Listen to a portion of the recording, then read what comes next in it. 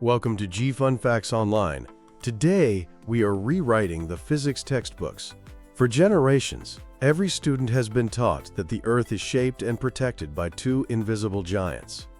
The first is gravity, the master architect that holds our feet to the ground and keeps our atmosphere from drifting away.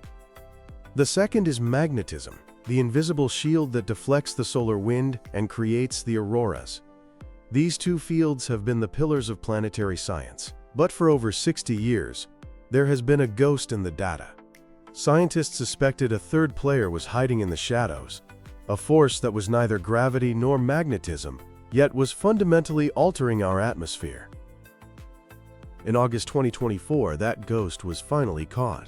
We are talking about the ambipolar electric field. This is not just a minor footnote in a journal.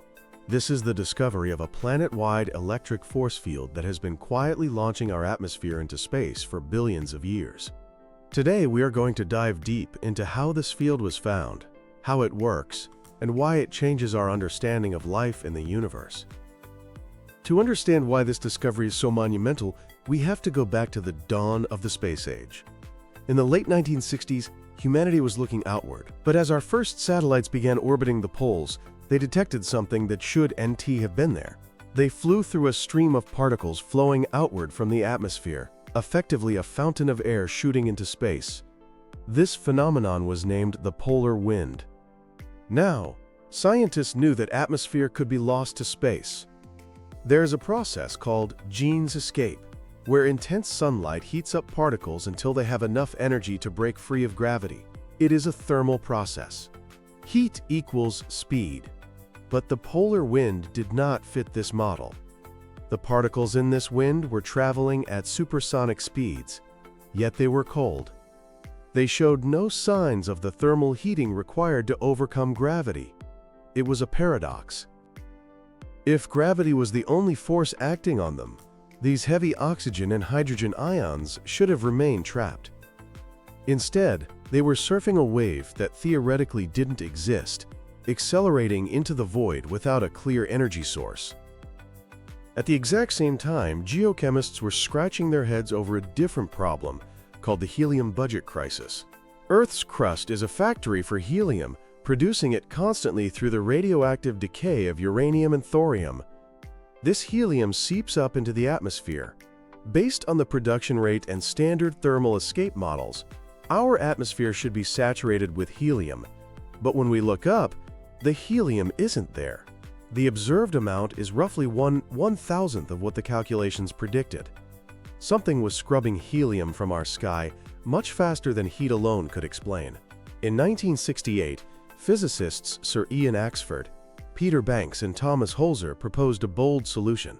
They hypothesized that an invisible electric field must exist in the ionosphere. They called it the ambipolar field. They believed it was weak, but pervasive, and capable of pulling ions out of the atmosphere against the force of gravity.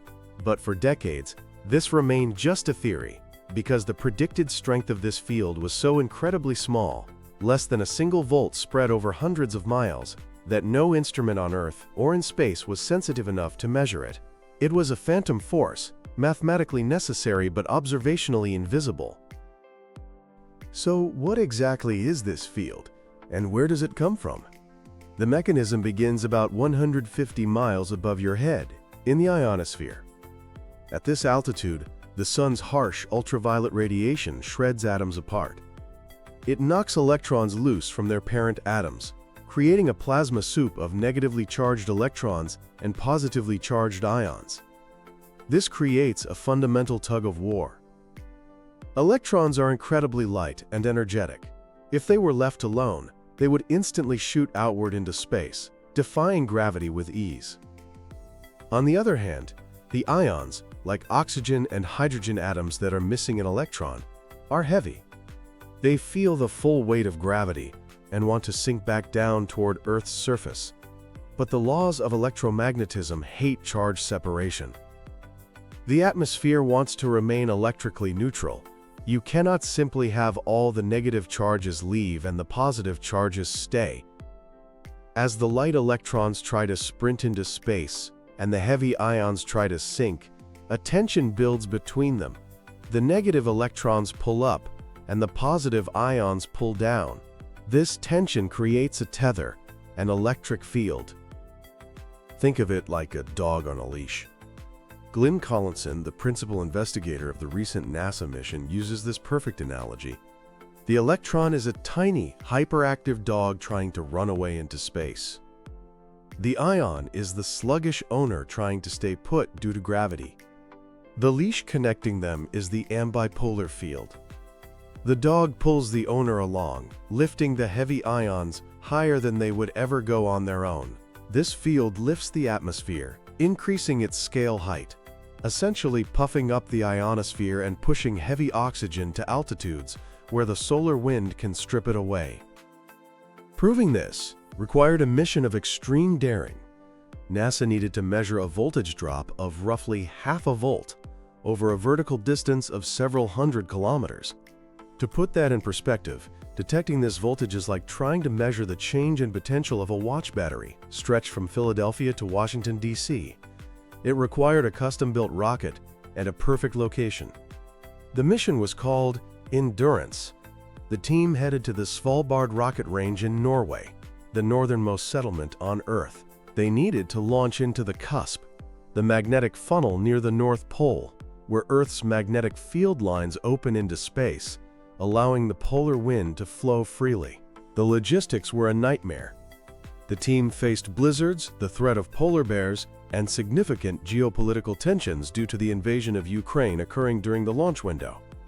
They also had to dodge COVID-19 outbreaks, but on May 11, 2022, the sky cleared. The Endurance rocket, a 3-stage solid-fuel vehicle, roared off the pad. Unlike a satellite that orbits horizontally, this sounding rocket flew in a parabolic arc, piercing straight up through the heart of the polar wind to an altitude of 477 miles before falling back into the sea. The secret weapon on board was a photoelectron spectrometer. You cannot simply stick a voltmeter in the air to measure this field. Instead, the team used the electrons themselves as tracer bullets. When sunlight hits helium atoms, it knocks off electrons at very specific known energy levels. As these electrons travel through the electric field, their speed changes. By measuring the energy of these electrons with extreme precision, the team could back-calculate the strength of the field they had passed through. When the data came back, the result was undeniable. The Endurance rocket detected a change in electric potential of exactly 0.55 volts. This is the magic number. To you and me, 0.55 volts is nothing. It is weaker than a watch battery. You wouldn't feel it if you touched it. But to a hydrogen ion, which is just a single proton, this force is monumental. The gravitational binding energy of a hydrogen ion at that altitude is very weak. The 0.55 volt field exerts an outward force on hydrogen ions that is 10.6 times stronger than gravity. This force acts like a planetary railgun. It accelerates the hydrogen upward, blasting it past the speed of sound and ejecting it into space. This solves the cold supersonic mystery perfectly. The particles aren't hot. They are being driven by a directed electric field. For heavier elements like oxygen, the effect is different but equally critical. Oxygen is 16 times heavier than hydrogen. The field isn't strong enough to launch oxygen directly into space against gravity, but it lifts it. It reduces the effective weight of oxygen by about half. This puffs up the atmosphere, extending the height of the oxygen layer by 271%. This creates a conveyor belt that feeds heavy atmosphere to the upper regions, where solar storms can grab it and strip it away. This discovery does not just explain Earth, it provides a Rosetta Stone for understanding the entire solar system. We now have a tale of 3 planets: Earth, Venus, and Mars. Venus is often called Earth's twin, but it is a dry, hellish world. Why did Venus lose its water? In 2016, the European Space Agency's Venus Express mission measured the electric potential of Venus. It found a monster field of 10 volts. Remember, Earth is 0.55 volts. Venus is nearly 20 times stronger. This electric wind on Venus is so powerful that it can rip oxygen ions straight out of the atmosphere without needing any help from solar storms. It effectively vacuumed the water components off the planet, leaving it desiccated. Mars, on the other hand, is a small, cold world that also lost its water. While Mars lacks a global magnetic field, it does have an ambipolar field. Recent models suggest this field helps lift the Martian atmosphere up to be sputtered away by the solar wind. Earth seems to possess a Goldilocks field. It is strong enough to eject hydrogen, which we can spare because we have vast oceans, but it is weak enough that it doesn't strip away our oxygen directly. It lifts the oxygen, but gravity is still strong enough to keep most of it. This delicate balance is one of the unsung reasons why Earth remains habitable. This brings us to the universal implications. As we point our telescopes at exoplanets orbiting distant stars, we are desperate to find a second Earth. Traditionally, we define the habitable zone based on temperature alone, but the ambipolar field adds a new dimension. If an exoplanet is in the habitable zone but possesses a Venus-like electric field, perhaps due to being around a more active star with high UV output, it might be stripping its own water away regardless of the temperature. The ambipolar field acts as a planetary valve, regulating how fast an atmosphere leaks. We also now know that space weather interacts directly with this field. When a solar storm hits, it heats the ionosphere, increasing the electron pressure and potentially dialing up the voltage of the ambipolar field. For planets orbiting active red dwarf stars, this could mean their atmospheres are being pulsed into space during solar flares, sterilizing worlds that otherwise look perfect for life. In conclusion, the Endurance mission has closed the book on a 60-year-old hypothesis and opened a new era in planetary physics. We must now acknowledge three fundamental fields shaping our planet: gravity, the holder; magnetism, the shield; and the ambipolar electric field, the launcher. This third field is the breath of the planet, a constant, electric exhalation that connects our atmosphere to the vacuum of space. It is fundamental to the DNA of how a planet works. As we look up at the aurora, we now know that hidden amidst those curtains of light is an invisible electric ladder, rung by rung, lifting the sky into the stars,